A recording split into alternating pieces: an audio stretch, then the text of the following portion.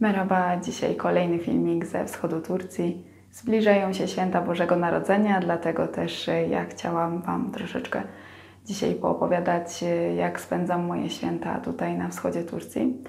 I zaczniemy od kuchni, ponieważ przygotowanie potraw wigilijnych jest tutaj nie lada wyzwaniem.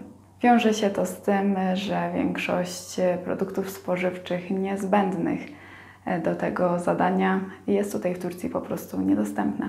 Co w takim razie ja przygotowuję na Wigilię, a czego nie przygotowuję i z jakiego powodu? Zobaczcie. Zacznijmy od ryby. Oczywiście w Polsce tradycyjnie przygotowuje się na Wigilię karpia. W Turcji karp jest dostępny, natomiast ja za karpiem osobiście nie przepadam. Nie lubię, kiedy ryba ma za dużo ości. W związku z tym wybrałam na Wigilię filety. Udało mi się kupić takie oto filety. Ta ryba nazywa się po turecku mezgit. Wyczytałam w internecie, że jest to ryba z rodziny dorszowatych, ryba morska. Już ją jadłam, jest bardzo smaczna, jak najbardziej się nadaje. Przygotuję ją tradycyjnie smażoną oraz w pomidorach. Jeżeli chodzi o zupę, to przygotuję barszcz czerwony. W Turcji oczywiście istnieją buraki czerwone, ale wiąże się z nimi pewna anegdota. Bardziej popularnym warzywem od buraka jest tutaj czurp. To jest po polsku rzodkiew albo rzepa. Do końca nie wiem. Jeśli wiecie, to dajcie znać w komentarzach. I w zeszłym roku, kiedy poszłam do marketu kupić buraki na barszcz, podszedł do mnie sprzedawca mówiąc: Proszę pani, to są buraki czerwone. Wiem, dlatego je kupuję. No wie pani, ja wolę poinformować, bo ludzie pytają mnie, dlaczego ten czurp tak dziwnie wygląda. Proszę pana, ja jestem z Polski. My w Polsce robimy z buraków zupę. Zupę?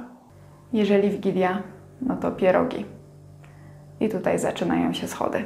Nie jestem tutaj w stanie przygotować pierogów z kapustą i z grzybami, ponieważ w Turcji nie ma kapusty kiszonej. Jest coś, co nazywa się lahana turşusu, natomiast są to duże kawałki kapusty, duże kawałki marchewki zalane octem, co oczywiście nam się tutaj nie sprawdzi. Dodatkowo, jeżeli chodzi o grzyby, to w Turcji w większości dostępne są pieczarki. Ja przygotuję pierogi ruskie. Do pierogów ruskich potrzebujemy ziemniaki, cebulkę, oczywiście to jest dostępne.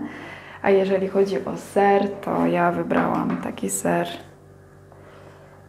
To jest typowy turecki biały ser, trochę tak jakby twarogowy, z tym, że jest solony.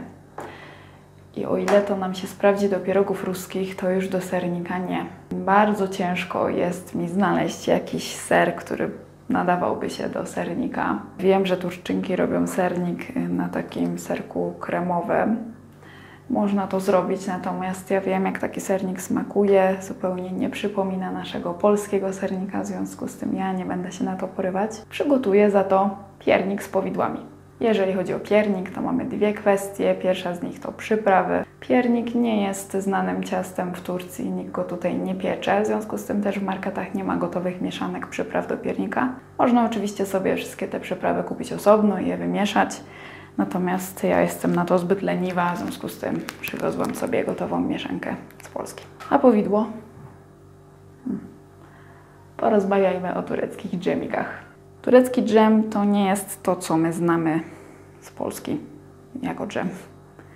Tutaj to jest raczej taki syrop z owocami.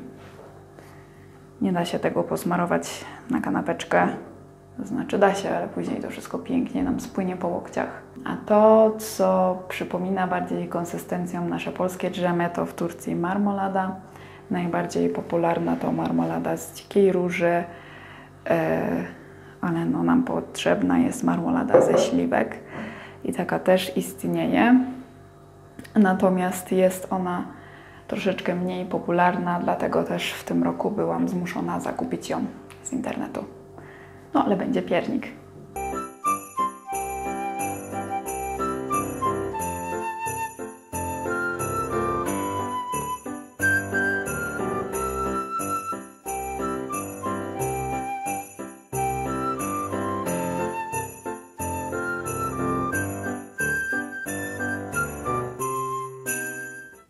Święta Bożego Narodzenia w Turcji nie wyglądają tak jak w Polsce.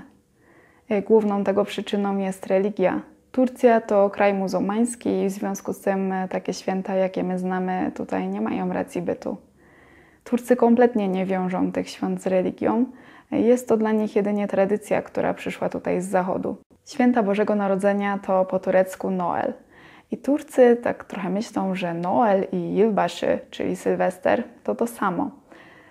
Dlatego też, jeżeli już jakaś turecka rodzina decyduje się na obchodzenie takiej tradycji świątecznej, to właśnie Sylwestra ubierają choinkę i wręczają sobie prezenty od świętego Mikołaja. Sylwester też tutaj nie jest obchodzony tak jak w Polsce, nie ma hucznej zabawy z fajerwerkami, a jedynie ewentualna kolacja w gronie rodzinnym lub przyjaciół, a tak naprawdę w większości przypadków to po prostu jedzenie pomarańczy i mandarynek przed telewizorem. Kiedy Turcy słyszą, że nasze święta zaczynają się 24 grudnia i obchodzimy też Sylwestra, to myślą, że my tak świętujemy Nowy Rok od 24 grudnia przez cały tydzień. W zeszłym roku gościłam u siebie na Wigilii kilku znajomych z Turcji i kiedy powiedziałam im, że mają przyjść właśnie 24 grudnia, a nie w Sylwestra, to byli bardzo zdziwieni. A kiedy już przyszli i zobaczyli, że na stole nie ma pieczonego indyka, tak jak w amerykańskich filmach, a za to postne potrawy rybne, to byli troszeczkę zawiedzeni. Jeżeli chodzi o akcenty świąteczne pojawiające się w miastach, to tutaj na wschodzie Turcji nie za bardzo można coś takiego zaobserwować. Wschód Turcji jest dość konserwatywny i ludzie tutaj bardzo ostrożnie podchodzą do tego tematu. Obawiają się, żeby przypadkiem nie zrobić czegoś wbrew swojej wierze. Oczywiście pojawiło się kilka wystaw sklepowych przystrojonych świątecznie, natomiast nie są to żadne spektakularne dekoracje, takie jakie widzimy w naszych polskich miastach. Oczywiście Turcja jest ogromnym krajem i w różnych jej rejonach bywa różnie.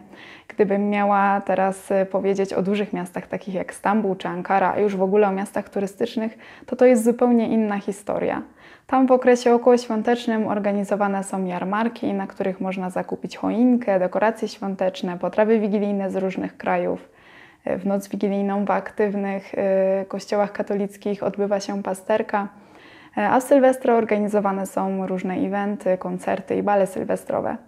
Ale oczywiście tam to wszystko napędzane jest obecnością dużej liczby obcokrajowców. A jak na wschodzie Turcji miejscowi podchodzą do mojego świętowania?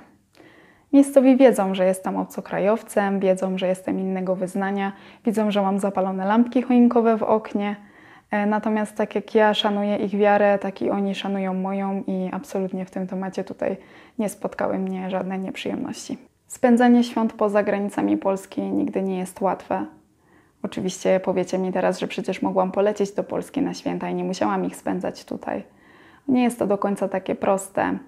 Jesteśmy już po sezonie letnim, dlatego też nie mogę w tej chwili korzystać z lotów linii czarterowych. Z tego powodu moja podróż do Polski byłaby w tej chwili bardzo długa, bardzo trudna i dość kosztowna. Dlatego też i w tym roku zdecydowałam się zostać tutaj na święta. No ale mamy choinkę, mamy różne dekoracje świąteczne, za oknem pada śnieg, czego wiem, że w tym roku wielu Polaków będzie mi zazdrościć. Jak widzieliście, udało mi się też przygotować kilka potraw wigilijnych, także atmosfera świąteczna jest. A czego nie ma? Nie ma rodziny, nie ma bliskich. Na szczęście żyjemy w XXI wieku i możemy swobodnie korzystać z dobrodziejstw internetu. Nie ma problemu, żeby się z rodziną połączyć i porozmawiać. No ale to nigdy nie jest to samo. Dlatego z tego miejsca serdecznie pozdrawiam wszystkich Polaków, którzy w tym roku spędzają święta na emigracji. Trzymajcie się ciepło, wesołych świąt i do zobaczenia. Görüşürüz.